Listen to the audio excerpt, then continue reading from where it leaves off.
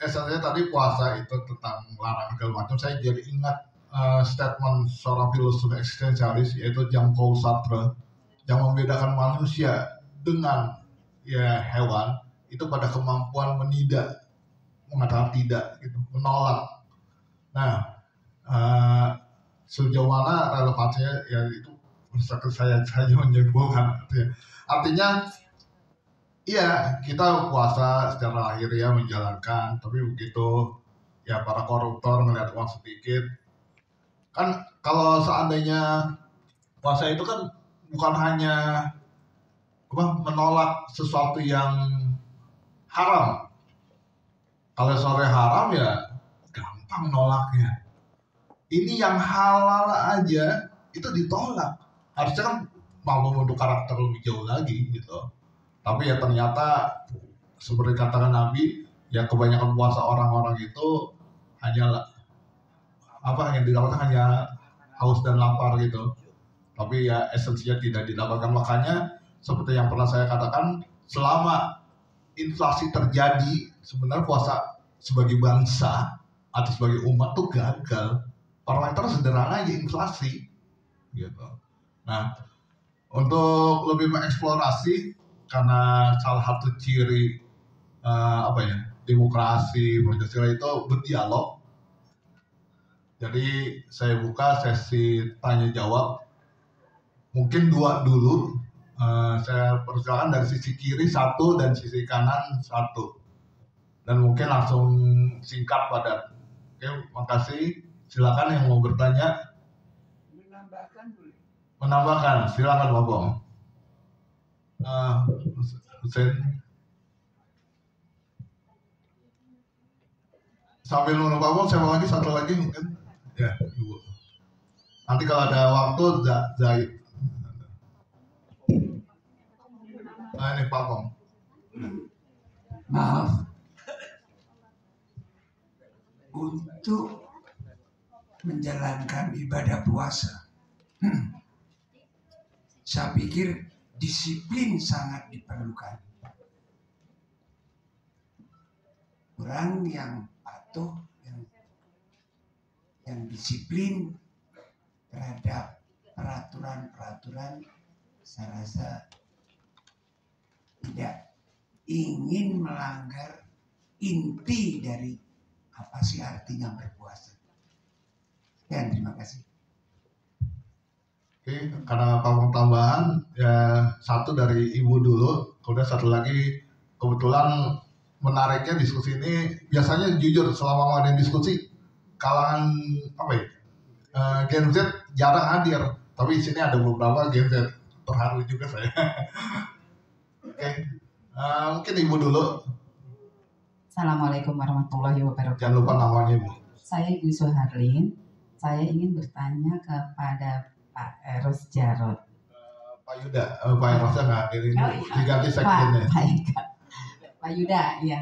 Pak, saya bertanya sekarang ini, menurut saya kenapa pendidikan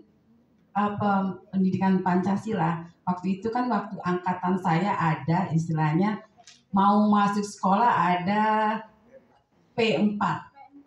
P4 pendidikan moral Pancasila yang PMP ya. Tapi waktu itu kan kalau sekarang bilang adanya pendidikan moral Pancasila, tapi kan waktu itu ada penatarannya. Sebelum kita melakukan sekolah mulai dari bangku SMP, kalau SD saya belum merasa itu SMP. Kenapa menurut saya itu cukup bagus? Kenapa kok sekarang dihilangkan? Karena menurut saya semakin dihilangkan, saya lihat moral pelajar sungguh-sungguh menyedihkan ini loh Pak. Sampai saya pernah membaca pelajar membajak bis, itu kan istilahnya moralnya udah keterlaluan. Terus jadi saya bilang kenapa? Apa masalahnya? Kenapa itu dihilangkan? Itu yang jadi fenomena saya. Maksud saya gimana?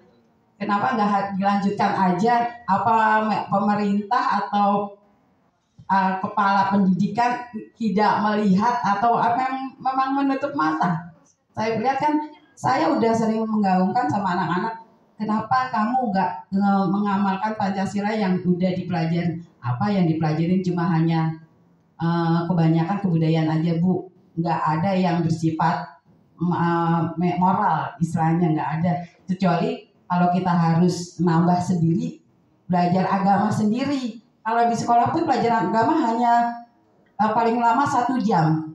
Apakah itu dapat membantu moral anak-anak zaman sekarang? Hanya itu saja. Saya hanya mengharap pemerintah membina kembali pelajar-pelajar, khususnya Gen Z ya Pak ya.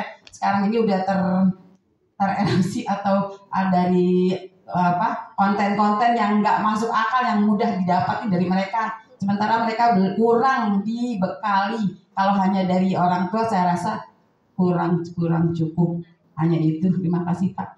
Terima kasih. Assalamualaikum warahmatullahi wabarakatuh. Waalaikumsalam. Yang kedua silakan. Assalamualaikum warahmatullahi wabarakatuh. Nama Perkenalkan berdiri karena di belakang jadi diri. Perkenalkan semuanya, nama saya Z dan saya merasa senang sekali bisa bertanya di acara diskusi ini kepada bapak-bapak narasumber. Jadi pertanyaan saya akan dimulai dengan beberapa premis, yakni saya pernah mendengar dan setuju juga bahwa Indonesia itu tidak kekurangan orang cerdas, tapi Indonesia kekurangan orang jujur. Dan salah satu tema besar yang dibawa hari ini adalah ketidakjujuran itu disebabkan karena orang tidak mampu untuk berpuasa atau menahan diri untuk mengambil hak-hak yang ada di depannya. Dan ini terjadi dari mulai kalangan yang besar, para pejabat, sampai dengan kalangan yang bahkan kecil dari para pelajar dan mahasiswa. Dan saya rasa faktor daripada ketidakjujuran itu bukan hanya ketidakmampuan untuk berpuasa, tetapi salah satu faktornya juga adalah bahwa orang-orang yang sudah mampu untuk berpuasa, mampu untuk menahan dirinya, tidak berani untuk menegakkan kejujuran tersebut, tidak berani untuk menegakkan ketidakadilan tersebut. Contohnya adalah semisal di sekolah-sekolah kalau ada guru yang lupa bahwa dia sudah memberikan tugas, ada murid yang mengingatkan bahwa hari ini sebenarnya ada tugas, pasti murid itu akan disoraki oleh teman-temannya, bahkan dibully. Hanya karena dia jujur bahwa hari ini ada tugas. Seperti itu. Nah, pertanyaan saya adalah bagaimana cara kita untuk menumbuhkan rasa keberanian untuk kita bisa menegakkan keadilan dan juga menegakkan kejujuran. Mungkin itu aja. Terima kasih. Terima kasih.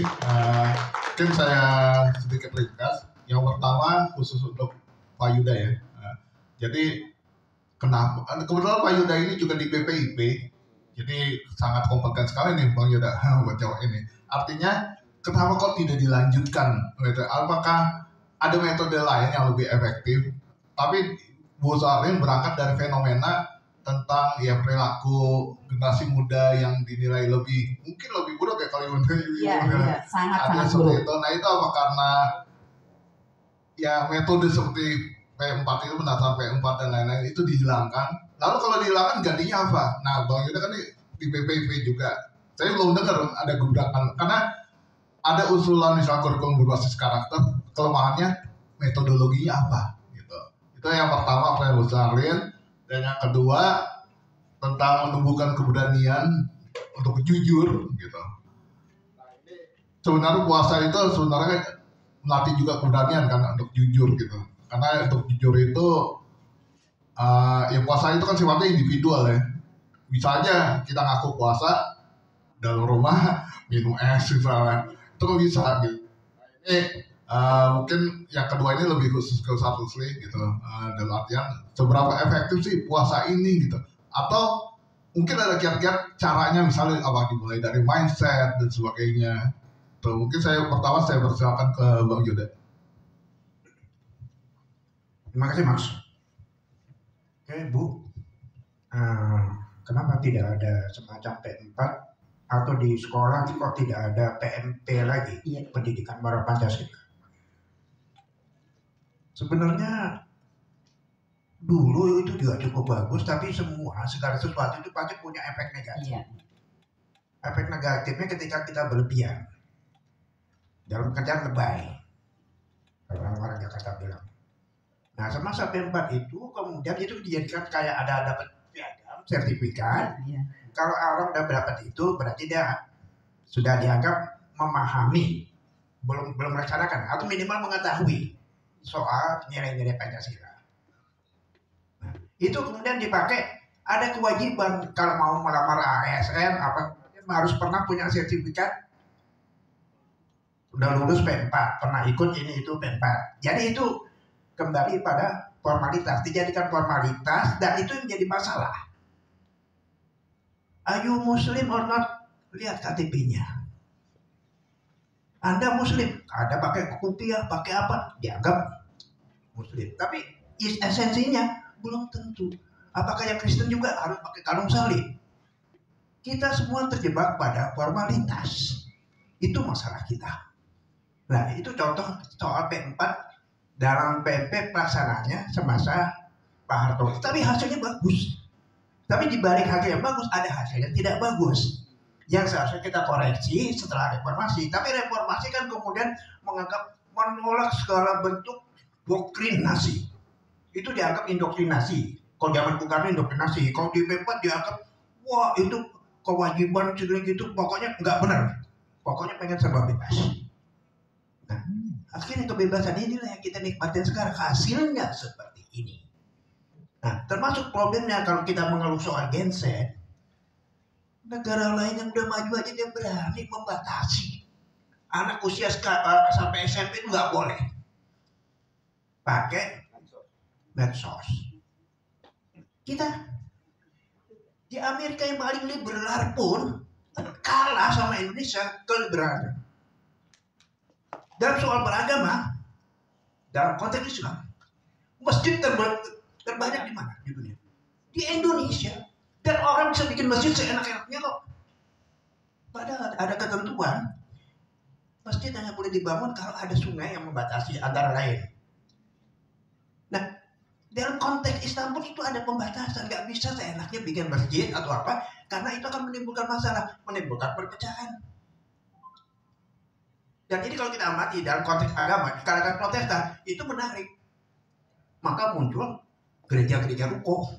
Kasusnya kan sama, pengen bikin mazhab sendiri, pengen bikin aliran sendiri, pengen punya sendiri, karena ingin memanfaatkan. Jadi kuncinya sama dengan pertanyaan adik tadi, kaitannya soal kejujuran, soal disiplin. Gini deh, mohon maaf ya, nanti Pak Rusli Malik bisa koreksi saya. Kesalahan kita dalam konteks Muslim Islam, dalam menafsirkan Nabi Muhammad. Kenapa Nabi Muhammad itu, Islam itu, ajaran Islam ditolak pertama kali oleh kaum Quraisy? Bukan karena, kalau menurut saya pakai pendekatan sosiologis ya, bukan karena Nabi Muhammad bilang, ayo sembah Tuhan, Tuhan cuma satu. Bukan. Kalau cuma soal itu, Quraisy mau ngikutin kok. Apa sih sekedar basa-basi? Kayak sekarang, Pancasila, oke, gue ikut Pancasila. Tapi soal kelakuannya belum tentu. Kalau sekedar basa-basi. Nah, tapi kaum Quraisy ini menolak penguasa kota Makkah. Menolak ajaran Islam yang dibawakan oleh Rasulullah. Karena ajaran itu sangat gila dan langsung menghujam pada sendi-sendi kehidupan politik, ekonomi, budaya di Makkah. Apa? Pertama kali Rasul bilang apa? Anti riba. Tolak riba. Karena riba adalah bentuk kapitalisme yang paling gila yang mencengkeram, yang akan membuat kemiskinan. Terus yang kedua, hapuskan perbudakan. Itu ajaran Muhammad, ajaran Islam. Tolak riba, kedua perbudakan. Bebaskan budak. Jangan lupa. Dan yang ketiga yang paling utama, hormati hak-hak perempuan. Jangan berlaku zalim dan semena-mena terhadap perempuan. Itu yang dilakukan oleh Rasul Muhammad. Dan ini menggetarkan kaum Quraisy sebagai penguasa kota Mekah. Kenapa? Karena kehidupan kaum Quraisy, Mekah itu menjadi maju, mempunyai PAD tinggi, pendapatan asli daerah tinggi, berkat dia memanfaatkan peluang bisnis riba,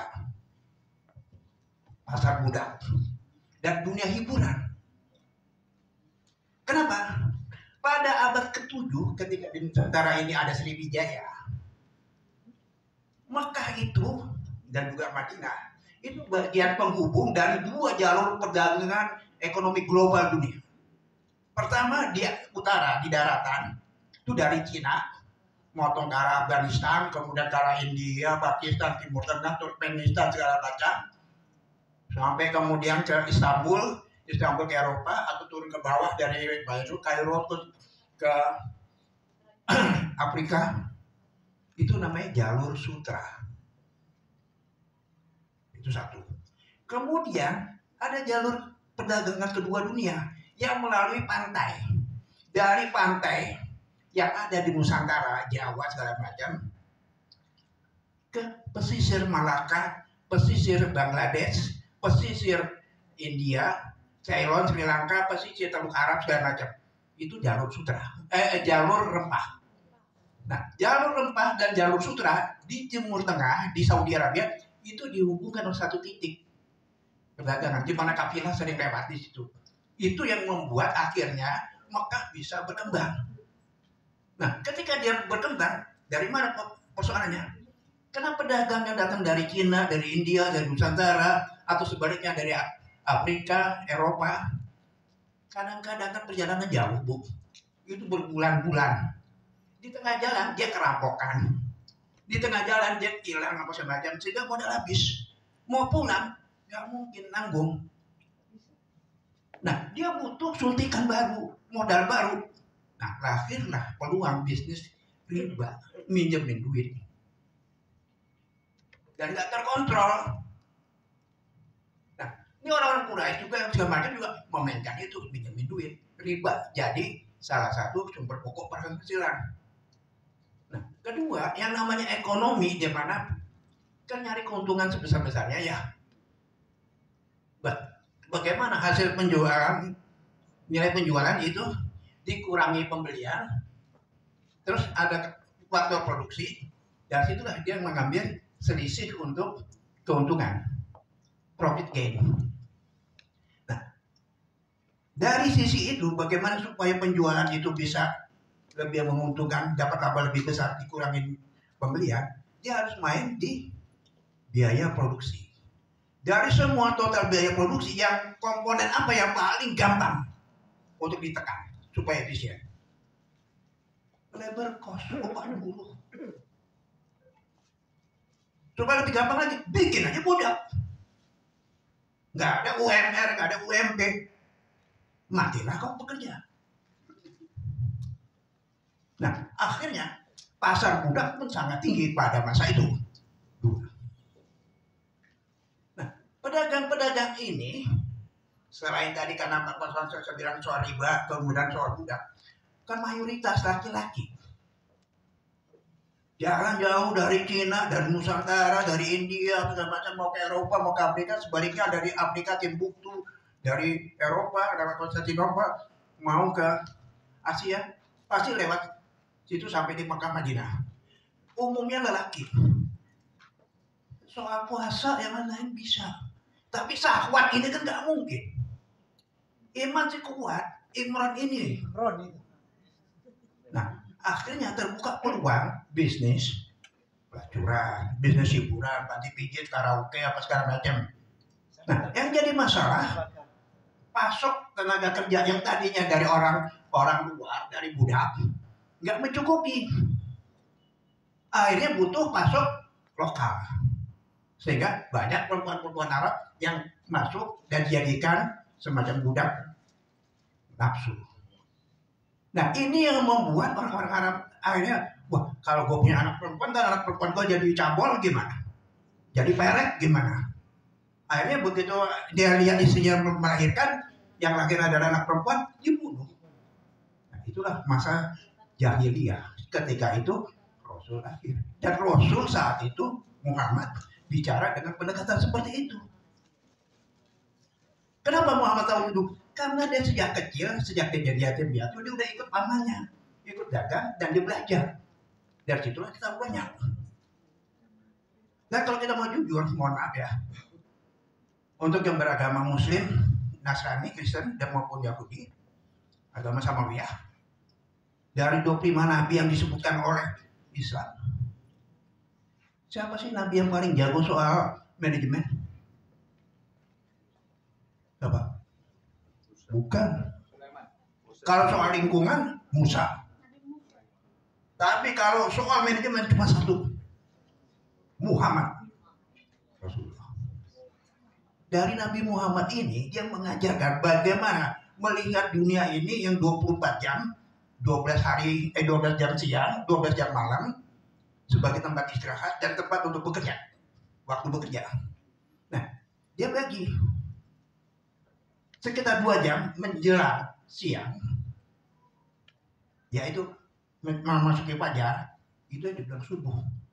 Lakukan sholat subuh. Artinya, lakukanlah perencanaan. Nggak usah muluk-muluk. Cukup 2 rakaat. Oke? Sudah selesai. Kita punya waktu 12 jam. Dari jam 6 pagi sampai jam 6 sore. Untuk merealisir, untuk melaksanakan apa yang sudah kita rencanakan dengan 2 rakaat tadi. Jalanlah yang 100% waktu ini sampai waktu 50%, sekitar jam 12. Kita harus melakukan evaluasi. Ya, evaluasi dalam bentuk apa? Sholat luhur 4 rakaat. Apakah yang kita rencanakan di 2 rakaat itu sudah terpenuhi 50% atau belum? Oh, ternyata belum, ketinggalan. Nah, waktu kita tinggal 6 jam lagi, harus kita kejar. Nah, di waktu 6 jam itu ada lagi pembagian untuk melakukan evaluasi yang ketiga, yaitu apa? Asar 4 rakaat. Begitu jam 6 selesai, tutup, udah gak ada waktu lagi. Nikmati hasilnya. Hasilnya cuma 1 jam waktunya, maghrib. Dari 2 jadi 3 rakaat, jadi ada hasil 1. Tapi tambahan 1 ini seberapa? Masih ada yang dari bentuk produksi, yaitu 4 rakaat di rohar dan 4 rakaat di asar. Ya udah, nikmati sambil kita merencanakan berikutnya. Waktu selesai, kita istirahat, masuk di isya. Kan esensi dari sholat 5 waktu itu kan itu, time management. Dan kita kan selalu diajarkan dalam sholat, ketika duduk di antara 2 sujud, apa yang kita baca? Rabbi pilih, warhamni, wasukni, wahdini, wafini, wafwani, segala macam. Kan artinya kita sejak awal menjalankan, sembuhkan saya, berilah saya rezeki, tutupkan utang saya. Itu kan artinya rencana. Tapi kemudian apa yang kita dapat? Seperti tadi kata Pak Rusdi, puasa cuma dapat apa dan haus. Sholatnya cuma dapat apa? Karena esensinya nggak kita ambil. Kira-kira poinnya seperti itu. Dan kaitan dengan soal Pancasila dan puasa ya itu tadi, itu yang saya kemukakan. Terima kasih. Oke, langsung saja ke satu Sri, karena tadi bahas tentang sholat juga, kita dibatasi mungkin waktu maghrib. Jadi mohon maaf satu Sri, jadi tersisa 7 menit lah, sekitar 8 maksimal 8 menit. Terima kasih. Jadi bagian saya tadi pertanyaan yang di belakangnya tentang jujur. Sebetulnya dalam terminologi Al-Quran, jujur dan adil hampir sama. Makanya di dalam terjemahan itu terkadang digunakan secara bergantian. Karena jujur itu dari kata al-qist. Dan itu terkadang diartikan juga dengan adil. Sedangkan adil ada juga al-adil. Jadi ada bil qisti, ada bil adil, al-adil. Nah, apa perbedaannya? Perbedaannya sedikit saja. Kalau jujur itu kan lebih relasi personal dengan orang lain. Sedangkan kalau adil itu berkaitan dengan relasi sosial, komunitas. Jadi ketika kita menerapkan atau memberikan hak-hak sosial kita kepada orang lain sebagai pemimpin atau sebagai kepala apalah, tadi kantor atau di mana, itu namanya adil. Seperti misalnya suami kepada anak-anak dan keluarganya itu adil namanya, karena kan komunitas. Ketua RT kepada RT-nya itu adil, kepala negara kepada warga negaranya adil. Tapi kalau personalitas kita, misalnya kita transaksi, itu namanya jujur. Dua-duanya menggunakan kata itu dalam Al-Quran, al-qisti dan al-adil. Tetapi baik adil ataupun qisti itu sebetulnya adalah terminologi sosial. Sebelum menjadi sosial, terminologi sosial dia harus ada di pikiran dulu. Ya, ketika ada di pikiran namanya kebenaran, al-haq dalam bahasa Al-Quran. Jadi tidak bisa menjadi tertua menjadi keadilan dalam tatanan sosial kalau tidak terlebih dahulu ada di pikiran sebagai sebuah kebenaran. Itulah sebabnya Pram bilang dalam pernyataannya itu, ya, Pramudia, bahwa keadilan itu harus dimulai dari pikiran. Jadi sebetulnya kata-kata keadilan dimulai dari pikiran, bahwa sebetulnya sebelum menjadi ilmu sosiologi dia harus menjadi epistemologi dulu. Jadi harus selesai di pikiran. Ya. Kalau tidak bisa selesai di pikiran, ya tidak bisa jadi kenyataan. Ya, karena tidak bisa ada aplikasi implementasi kalau tidak ada konsepsi di pikiran. Jadi harus berbentuk konsepsi dulu baru bisa menjadi kenyataan. Nah, kalau begitu ada pernyataan tadi di Indonesia ini banyak orang cerdas tapi yang kurang orang jujur. Ini pernyataan yang belum tentu benar. Artinya pernyataan ini sering kita dengarkan, tapi anggaplah sebagai hipotesis. Asumsinya tidak bisa orang dikatakan jujur kalau tidak cerdas.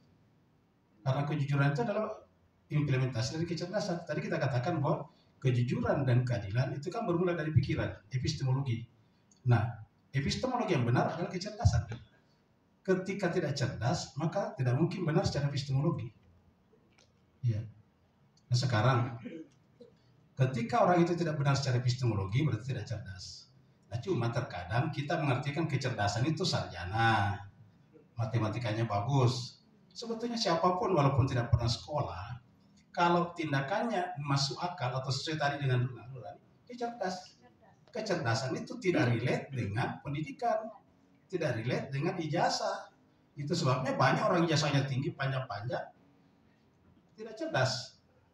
Di Makassar itu di UIN, kepala perpustakaan Universitas Islam, tapi kok bisa masukkan fotokopi mesin cetak besar atau bikin uang palsu?